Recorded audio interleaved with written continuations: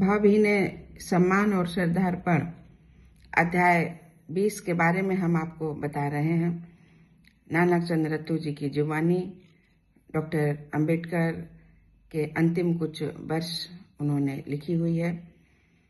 और अब 10वां भाग आप सुनिए। आप सभी भाई बहनों को मेरा नमो बुद्धाय जय भीम। मैं संघमित्रा गौतम, लक्ष्य कमांडर, भारतीय समन्वय संगठन लखनऊ से। समाचार पत्रों की दुनिया से। अखबारों में डॉक्टर अंबेडकर को दलित वर्ग का हठी, विद्रोही और समझौता न करने वाला लेकिन योग्य, बुद्धिमान और बहुआयामी व्यक्तित्व माना गया। पर इस बात से वे सब एकमत थे कि डॉक्टर अंबेडकर महान विद्वान, देशभक्त, न्यायविद, विश्व प्रसिद्ध संविधान विशेषज्ञ, प्रतिभाशाली सांसद और भारत के महान सपूत थे। ज्यादातर पत्र ये मानते थे कि वे कटुभाषी, हठी और किसी भी प्रकार से न झुकने वाले थे। वे ये भी मानते थे कि छुआछूत की बुराई खत्म करने में उन्होंने दांव पर लगे महान आंदोलन की उपेक्षा कर दी। भारतीय समाचार पत्र। हिंदुस्तान टाइम्स। देश के लिए की गई उनकी सेवाएं याद की जाती रहेंगी। उनके विविधतापूर्ण और बहुआयामी व्यक्तित्व की छाप उनके समकालीनों पर दिखती रहेगी। The free press journal. देश उन्हें बुराइयों के विरुद्ध उचित विद्रोह के लिए लंबे समय तक याद करता रहेगा। स्टेट्समैन, कलकत्ता। डॉक्टर अंबेडकर का जीवन एक बुद्धिजीवी के संघर्ष का जीवन रहा। उन्होंने अत्यंत विपरीत परिस्थितियों में भी व्यापक विषयों को जैसे कि कानून, अर्थशास्त्र, राजनीति शास्त्र तथा श्रमिक समस्याओं का गहन अध्ययन और अनुभव प्राप्त किया। इससे वह शब्दों की दुनिया में प्रभावशाली छाप छोड़ने में सफल हो सके। अमृत बाजार पत्रिका। डॉक्टर भीमराव अंबेडकर के अद्भुत जीवन की प्रशंसा करते हुए पत्र ने लिखा, वह अन्याय और मानवाधिकार हनन पर आधारित प्राचीन सभ्यता को जड़ मूल से खत्म करने को उद्यत थे। अचानक निधन के बाद लोग उनके महान गुणों और देशभक्ति को याद करेंगे, जिससे वह इस प्रायद्वीप के महान सपूत बन सके।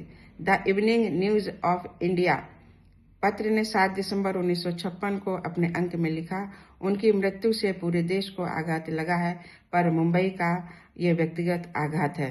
The times of India Mumbai 9 दिसंबर 1956 को पत्र में लिखा, डॉक्टर अंबेडकर की कठोरता और कभी कभार की हट ने उनकी अति संवेदनशीलता को ढक लिया था। उनके अंदर बौद्धिक सहनशीलता थी और कोई भी यदि गंभीर विषयों पर गंभीर वार्तालाप करे तो उनके विशद ज्ञान से प्रभावित हुए बिना नहीं रह पाएगा। अंबेडकर एक साहसी योद्धा थे। उन्होंने रूढ़ हिंदूवादी चेतना को चुनौती दी। उन्हें सहृदय प्रतिक्रिया मिली, पर इसका श्रेय उन्हीं को जाता है। उनके समकालीन तथा कथित महान विभूतियों को लोग भले ही भूल जाएं, पर संभवतः उन्हें भुलाया नहीं जा सकेगा। द थॉट 15 दिसंबर 1956 को अपने अंक में लिखा, अंबेडकर की कहानी गत अर्धशती के विकास की कहानी है, लेकिन अंबेडकर ने जिसके लिए विद्रोह किया उसके लिए हम सभी को विद्रोह करना चाहिए। पंडित जवाहरलाल नेहरू ने भी ये बात संसद में कही। द फोरम जनवरी 1957 के अंत में डॉक्टर अंबेडकर की प्रफुल्लित मुद्रा में उनके चित्र के साथ पत्र में लिखा, उनके अंतिम संस्कार में लाखों लोगों ने भाग लिया। करीब 5 लाख तो उनके अनुयायी ही थे। किसी भी नेता को ऐसी जबरदस्त श्रद्धांजलि संभवतः पूरे देश में कभी नहीं दी गई। पुस्तक प्रेम में प्रधानमंत्री के अलावा किसी से भी उनका जोड़ नहीं था। वह पुस्तकों के संरक्षक और उत्कृष्ट लेखक थे। प्राचीन पुस्तकों के मुंबई और दिल्ली के विक्रेता उनके निधन से जरूर दुखी हुए होंगे, क्योंकि उनकी निगाहें मूल्यवान पुस्तकों को ढूंढती ही रहती थीं। मुंबई उच्च न्यायालय में अधिवक्ता के रूप में उनकी विशेष ख्याति थी। उनके जितना साहसी कोई दूसरा वकील था ही नहीं। यद्यपि वे भारी फीस लेते थे, पर अन्य वकीलों से उनकी फीस कम थी। विदेशी समाचार पत्र। The New York times doctor Ambedkar के निधन पर उन्हें तटस्थता के अग्रदूत कहते हुए पत्र ने लिखा, ये कम ही लोग जानते हैं कि भारत की न्यायिक संरचना पर उनका जबरदस्त प्रभाव पड़ा है। मिस्टर नेहरू के मंत्रिमंडल में विधि मंत्री के रूप में कार्य करते हुए वे भारतीय संविधान के वास्तविक लेखक बने। इसके अलावा उन्होंने हिंदू कोड बिल का प्रारूप तैयार किया, जिसका उद्देश्य समाज की संरचना में मौलिक परिवर्तन करना था, ताकि समाज अधिक उन्मुक्त और मानवतावादी बन सके। वह गांधी से सहमत नहीं थे और विरोधाभास उत्पन्न करने पर नेहरू के मंत्रिमंडल से इस्तीफा दे दिया। उन्होंने अपने स्वयं के आदर्श स्थापित कर रखे थे और उन्हीं के लिए जीते थे।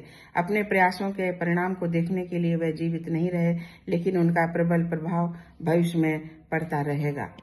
The times London. Doctor Ambedkar का नाम उस कालखंड के इतिहास में प्रमुखता से अंकित रहेगा जिस समय वहां ब्रिटिश शासन का अंत हो रहा था। उनके व्यक्तित्व से उनकी दृढ़ता और साहस परिलक्षित होता था। 3 महाद्वीपों में गहन अध्ययन से उनमें प्रखरता, बौद्धिकता विकसित हुई। The Asian student, San Francisco. बेशक डॉक्टर अंबेडकर का नाम भारत के इतिहास में अमर रहेगा, जैसा कि कोलंबिया विश्वविद्यालय द्वारा उन्हें डॉक्टरेट की मानद उपाधि देते हुए 1952 में कहा गया था कि वे संविधान के शिल्पी, भारत के महान नागरिक, समाज सुधारक और मानवाधिकारों की रक्षा के लिए प्रखर हिमायती थे। तो साथियों, ये अध्याय 20 का पूरा वृतांत मैंने आपको पढ़ करके सुनाया। आप अपनी प्रतिक्रिया जरूर दें और आगे भी हम आपको बताते रहेंगे। तब तक विदा चाहेंगे। आप लोग अपने कमेंट्स बताइए हमको लिख करके और मेरा हौसला बढ़ाइए। आपको कैसा लग रहा है। जय भीम साथियों।